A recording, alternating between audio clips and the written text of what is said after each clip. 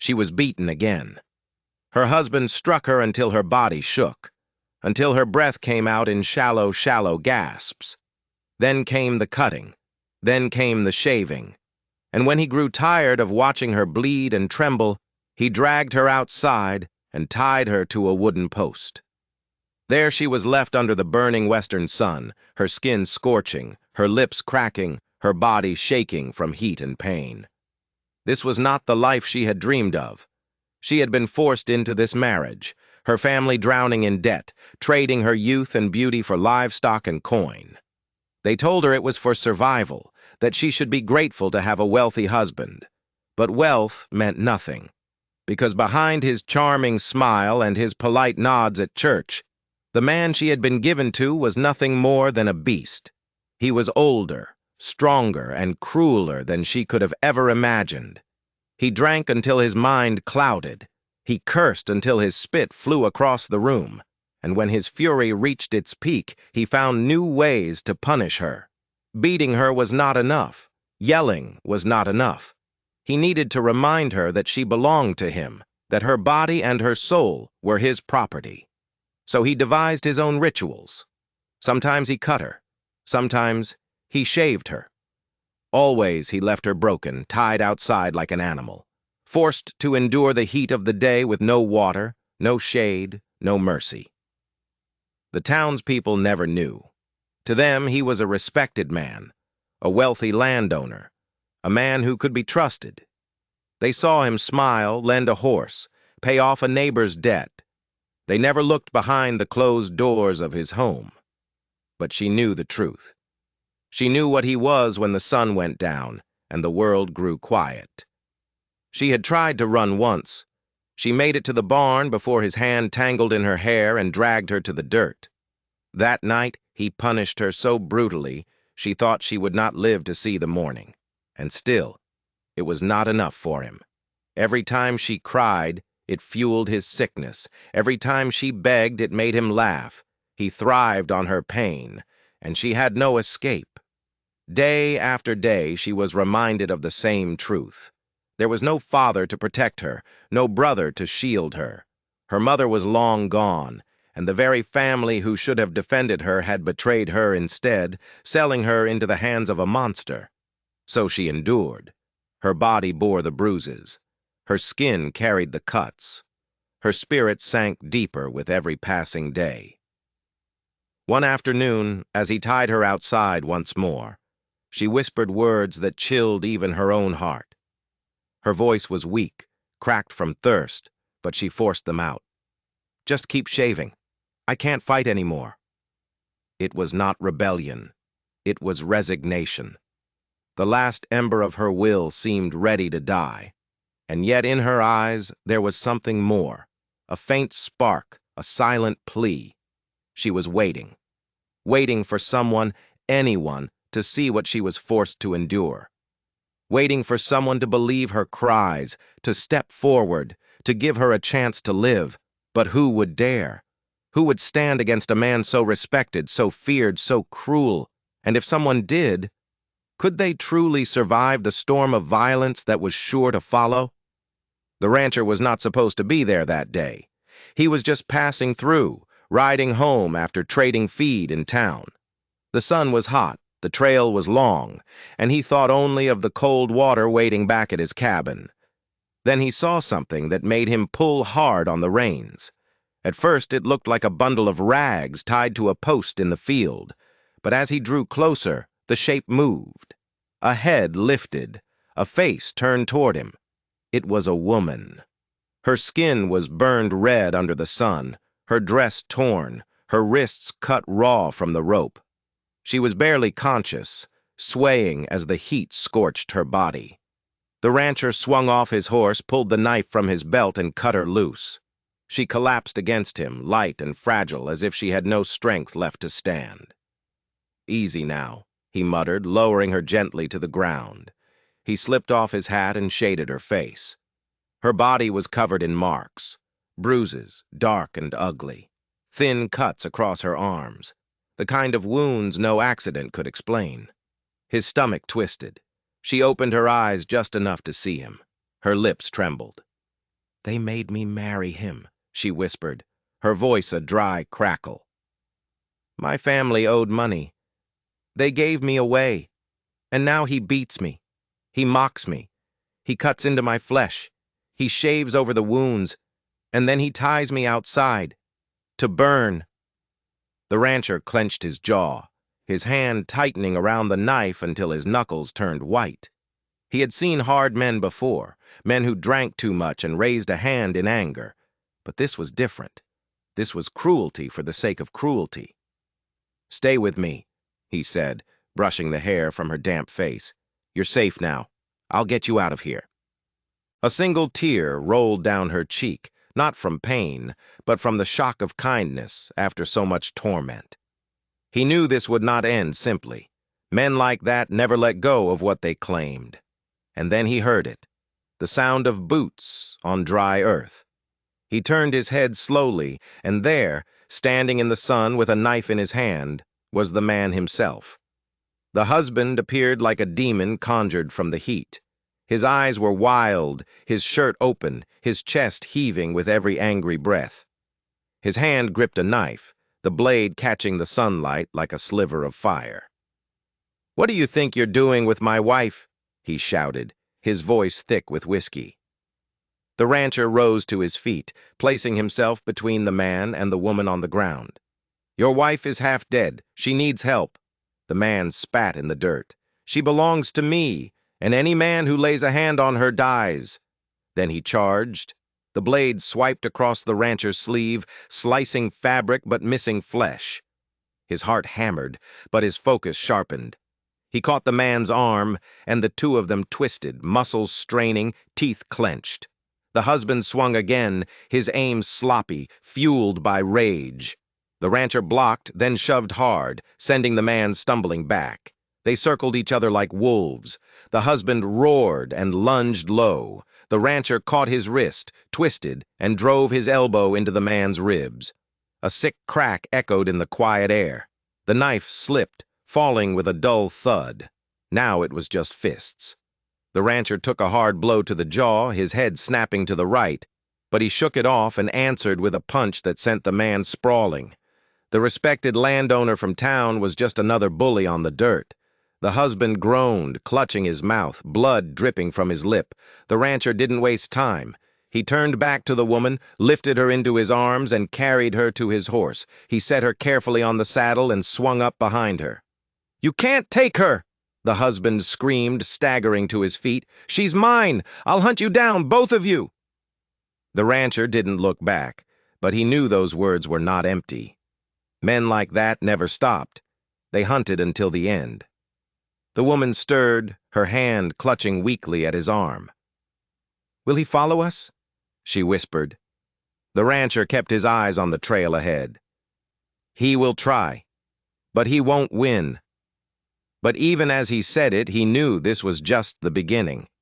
The horse ran hard, dust flying. Before they had gone far, the sound of hoofbeats echoed behind them. Two riders coming fast. The husband had sent his men. The first rider pushed closer, his gun raised. The rancher drew his pistol and fired once. The shot cracked through the air, striking the man in the shoulder. He tumbled into the dust with a scream. The second rider, seeing this, turned his horse and bolted. The rancher kept riding.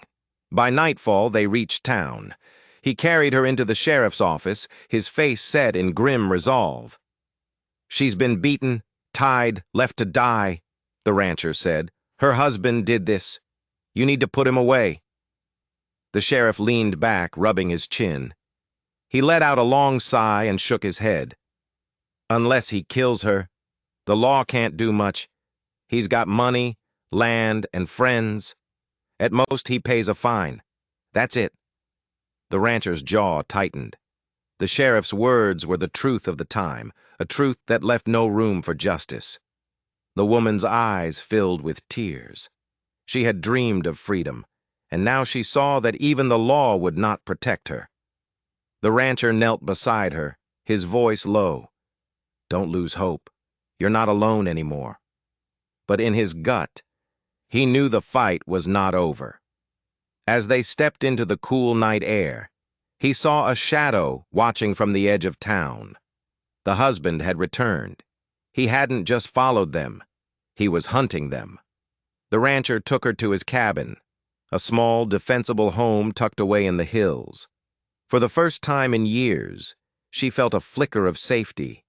The air was cool, the bed was soft, and someone finally looked at her not as property, but as a person. "You'll be all right," he said, one step at a time. She nodded, though tears filled her eyes. "I don't know if I can ever be free. He will never stop." The rancher's face was calm but firm. "Then we won't stop either." Days turned into weeks. Her body began to heal. Her spirit slowly mended. She walked outside without fear of a rope pulling her back. She even laughed softly at the rancher's clumsy jokes. Little by little, she started to believe in life again. Between them grew something fragile but strong. Respect first, then trust. And finally, something deeper. But the danger was always there, a shadow on the horizon.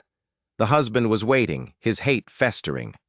And that left a question hanging in the air. When evil refuses to let go, what does it take to finally be free? It turned out the answer was far more complicated than either of them could imagine. Because the rancher wasn't just a kind stranger. He had a past of his own, a past that was tied to her husband in a way that would soon bring their whole world crashing down. The peace was a fragile thing, and it shattered one Tuesday morning. A rider approached the cabin, not with the hard gallop of an enemy, but the slow, deliberate pace of a man delivering bad news. It was the sheriff. "He's filed a complaint," the sheriff said, not meeting the rancher's eye. "Says you kidnapped his wife. He wants her back." The rancher's hand went to the gun at his hip. "And you're going to give her to him?" "My hands are tied," the sheriff said, his voice full of apology. "He's got the law on his side. He's her husband." The woman, who had been listening from the doorway, stepped out. Her face was pale, but her voice was steady. "I'm not going back." The sheriff sighed. "Then you're making this man an outlaw. He'll have a warrant out for his arrest by sundown." After the sheriff left, the weight of his words settled over the small cabin. "He's right," she said, her voice hollow. "I've brought this trouble to your door. You should let me go." The rancher looked at her, at the fear in her eyes battling with a newfound strength. "I'm not in the habit of abandoning people," he said simply. "We'll figure this out." But that night, as she lay in her small bed, she made a decision. She couldn't let him throw his life away for her. Before dawn, she scribbled a hasty note, a few words of thanks and a plea for him to stay safe. She took one of his horses and rode out, disappearing into the pre-dawn darkness. When the rancher woke and found her gone, a cold fury washed over him. He wasn't angry at her. He was angry at the man who had pushed her to this, the man who had left her with no choice but to run. He knew where she would go. There was only one other town within a day's ride, a small settlement called Hope's End. He saddled his horse and went after her. He found her on the trail, her horse exhausted, her face streaked with tears and dust. She had tried to be strong, but she was lost and alone again. "You shouldn't have run," he said, his voice gentle. "I couldn't let him destroy you too," she sobbed. "He's not going to destroy anyone," he said, his voice hardening. "This ends now." But they weren't alone on the trail. From a ridge above, a man watched them through a spyglass. The husband. He had anticipated this. He knew she would run, and he knew the rancher would follow, and he had laid a trap. As the rancher helped her onto his horse, the sound of a twig snapping made him freeze. He looked up. On the ridges all around them, figures appeared. Not just 2 or 3, a dozen men, all armed with rifles. They were surrounded. The husband rode down the slope, a triumphant sneer on his face. "I told you I'd hunt you down," he said. "Now, you're going to watch as I take back what's mine. And then, I'm going to kill you for touching her." The rancher drew his pistol, but he knew it was hopeless. A dozen guns against one. But then something unexpected happened. The woman slid off the horse and stood in front of the rancher, shielding him with her own body. "No," she said, her voice ringing out with a strength no one had ever heard from her before. "If you want to kill him, you'll have to kill me first." The husband laughed, a cruel, mocking sound. "That can be arranged." He raised his rifle. The world seemed to hold its breath. But before he could fire, another voice cut through the tension. A voice from the past. "You lay a hand on my daughter, and I'll send you to hell myself." Everyone turned. Standing on a rock ledge just above them was an old man with a long gray beard and eyes as hard as stone. He was holding a massive buffalo rifle, and it was aimed directly at the husband's heart. It was her father, the man who had sold her, the man who had betrayed her, and he had just saved her life. The husband stared, his face a mask of disbelief. "You're supposed to be dead." "Not yet," the old man said, his voice like gravel. "I made a deal with the devil once to save my farm. I sold my daughter to a monster. I've been living with that shame for 2 years. But I'm not going to die with it." He had been following them, tracking them, waiting for his chance. He had seen the bruises on his daughter, heard the whispers of her torment, and the guilt had finally become too much to bear. The husband's men were confused. Their loyalty was to money, not to a man who was now facing down a legend with a buffalo gun. The standoff was a powder keg. The husband, his face contorted with rage, made a choice. He swung his rifle toward the old man. But the rancher was faster. His pistol barked once. The husband staggered, clutching his chest, a look of pure shock on his face before he crumpled to the ground. Silence. The husband's men, leaderless and facing a dozen guns from the ranchers and now the old man, threw down their weapons. It was over. In the days that followed, the truth came out. The husband's empire, built on fear and intimidation, crumbled. The sheriff, shamed into action, arrested the rest of his men. The woman, her name was Anna, reunited with her father. Their relationship fractured but not entirely broken. They had a long road ahead, but it was a road they would walk together. Anna and the rancher said their goodbyes at the edge of town. There were unspoken feelings between them, a bond forged in violence and kindness. "Will you be all right?" he asked. "I will," she said, and for the first time she truly believed it.